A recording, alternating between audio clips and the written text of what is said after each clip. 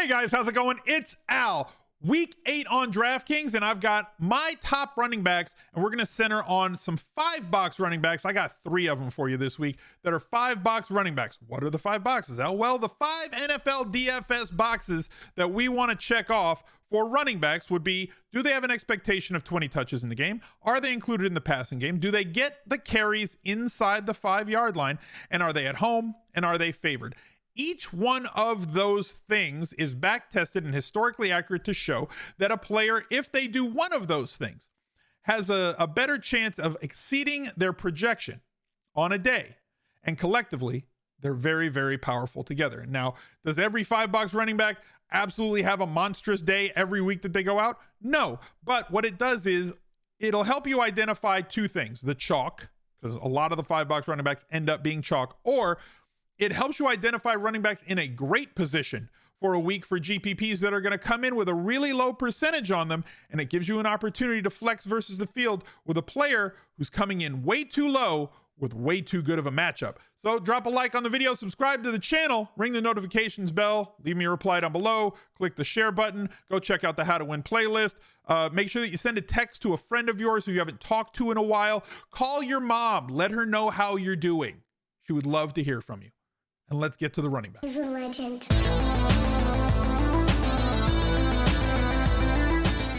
The Smiz Gang Listener League rides again. 3,000 entries, $30,000 in the prize pool, and 100% of that money going right back out. Absolutely no rake, $10 entry fee, 3 max.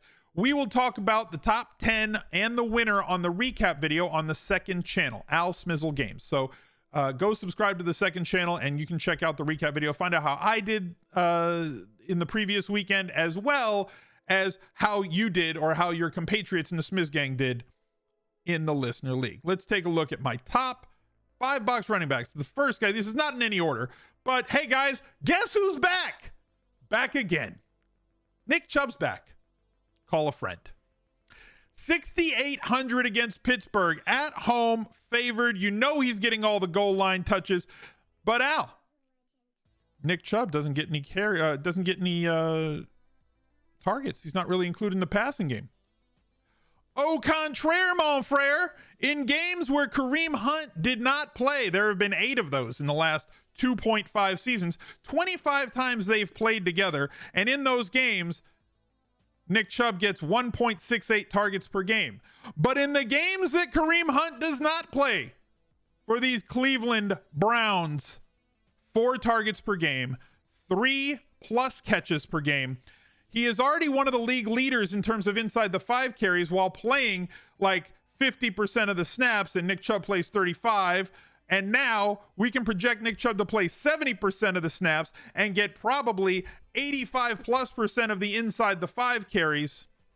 He averages 4 more fantasy points per game in the games that Kareem Hunt isn't there. So we still have the big splash ability. We still have the 20 carries. We still have the 100-yard bonus very much in focus. We have a team that wants to establish the hell out of it and is going to run the ball with Nick Chubb a whole lot more. He's pretty darn good inside the 5 too. Love the price under 7,000 at 6,800. And let's move on to the next guy. Austin Ekeler, another 5-box running back here, favored home against New England. They're going to include him in the passing game. Really high floor most weeks. This Baltimore game got completely out of hand. I'm not expecting the Chargers off of a bye week to come in and really only score 6 points. He is way pricier than a lot of the other options. So this could be a pay up to be contrarian spot. But I don't think the field is going to be that stupid in the Millionaire Maker to leave Austin Ekeler at under 10%. So it might be a situation where he's 15 to 18 just based on his price, because there's going to be other players. There's a lot of running backs this week. Wide receiver kind of sucks, but running backs are great. And you guys know all about how good Austin Ekeler is. So like, do I really have to tell you? Like, go ahead, play Austin Ekeler. The one surprise, what if CPAT became a guy who wasn't playing 35% of the snaps and wasn't getting 40% of the touches and was getting the inside the 5 carries and was getting involved in the passing game and was carrying the ball 14 times a game? That's what CPAT has become. He went from an incredibly lucky player the first 3 weeks of the season, where he was scoring touchdown after touchdown after touchdown, first 4 weeks, especially the game against Washington. He was only playing 30 to 40% of the snaps in those games. He was not on the field all that much, and when he did, he just happened to score a touchdown.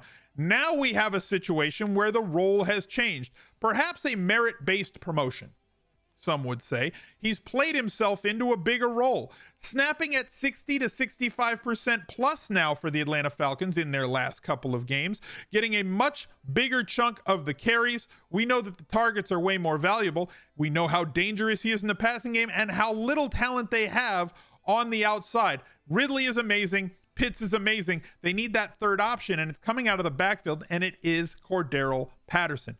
Dare I say a $5 running back against the carcass of whatever is left of this Carolina Panthers football team. Now on to the other guys who are still really good running back plays, but not $5 running backs. Derrick Henry, guys, he's good. His price has come down from last week. Everybody says that this is a dud. If this is Derrick Henry's floor, this is a much better floor than it used to be. We've in the past, it was like, well, what if Derrick Henry carries the ball 25 times for only like 80 yards or something? Because he's never going to get passes thrown to him. And he's never going to catch the ball. So if he doesn't get into the end zone, he does not have a good floor. Well, now you're adding like 4 points to his floor. He did not get the 100-yard bonus. He did not get into the end zone. And his price came down from 9,200 now to 8,900. He is still going to get fed a ton. Now, Indy on the road for Tennessee, divisional opponent. These teams know each other very, very well. Indy is not a terrible defense, one that you can just slash constantly, but like, it doesn't matter with either of these running backs, to be honest with you. One of the few big splash running backs that exists in the league: Derrick Henry, Nick Chubb, Jonathan Taylor, right? They can be having a very mediocre day and then out of nowhere bust a 70-yard touchdown run. The volume is unquestioned. I love the fact that they have at least involved him in the passing game with multiple targets in every game except the monstrous win against Jacksonville. So you do have that buoying his floor a little bit, and so many touchdowns every time they get in close. I do believe that there is some regression coming in terms of the Titans pass game scoring more touchdowns, because they have not scored as many touchdowns as they should for as many end zone targets, red zone targets, attempts, yards, completions. All those things point to more touchdowns being scored in the passing game. But if this is a better offense, that does not take things away from Derrick Henry. So Derrick Henry is as good a play this week as he has been before. I feel like a broken record, but like, Darrell Henderson Jr. is too cheap again for the volume that he's getting. I believe that we did get unlucky last week against Detroit. Now he gets Houston. Jesus Christ. He had 6 targets, only caught 3 of them. He had 15 carries. His workload was steady. Just a lot of the running backs kind of fizzled out last week. We have a similar situation here, albeit on the road instead of at home. The only thing working against him in terms of, you figure if the Rams are going to be up, it's going to be a situation where they're going to run the ball late and Henderson's going to get 20 plus carries. That could happen, and we've seen it happen on the road at the Giants, right, where he carried the ball 21 times. His efficiency has kind of dipped from where it was earlier in the season as teams take him a little bit more seriously now, but no running back in this league should be running against more light boxes than Darrell Henderson. Now, I don't have that stat, so don't fact check me. I'll have Kyle get on. I'll ask somebody who will have that information and get that for you as the week goes on.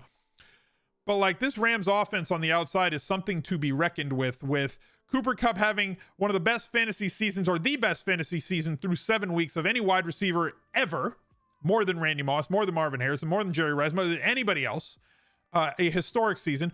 Robert Woods is no slouch. Tyler Higbee can catch the ball, and Van Jefferson is dangerous. Not to mention Deshaun Jackson, also extremely dangerous on the outside. Henderson should be running against a whole lot of light boxes, and I guess every box against Houston is a light box because they just stink. So Henderson is 6,500 again, and guess what? We ride once again with Darrell Henderson this week. Another guy that we're going to be on again is DAndre Swift, who is way too involved in the passing game to be ignored. 1 target equals 2.8 carries. He's getting 7, 6, 6, 7. The most consistent pass catcher on the Lions on a week in, week out basis. You add in the inside the 5 carries, the touchdown upside, the big splash ability that he flexed last week against the Rams before the game was even on like TV or the red zone. 63-yard touchdown for him in the passing game against that vaunted Rams defense. DAndre Swift continues to make for the best bring back play or a secondary stack with one of the Philadelphia options if you're not playing Hurts. If you want to fade him, fine. I don't think he's going to come in as low played as he did last week. He was like 7% in the Millionaire Maker. That's got to bounce. A floor of 15% every single week has to be where DAndre Swift is going to sit moving forward. And if it's any lower, we have to just abuse the field with that. So Swift, once again, a great play. Jonathan Taylor, I spoke about the big splash guys, right? Now Tennessee's defense looked really good last week against Kansas City, but so does Jonathan Taylor. The crime here is that Jonathan Taylor continues to only play like 50 to 55% of the snaps, which is absolute malpractice by the Indianapolis Colts and Frank Reich. Put the guy on the field more. All he's doing with that 50 to 55% of the snaps for Indianapolis is leading the league in inside the 5 carries. He still only has 6 touchdowns with his 17 inside the 5 carries. If you get that sort of work, those touchdowns are going to continue to move upward. A 33-yard run last week against San Fran, 83 against Houston, 38 against Miami. Big playability, 76-yard catch against Baltimore. I told you there were 3 guys that have that big splash ability at running back. Taylor, Chubb, Henry, all on the list this week. Don't ignore him at that price. And I'll give you one dart throw here. Michael Carter is 4,900. And I believe that the Jets have figured out that they're going to play from behind a lot.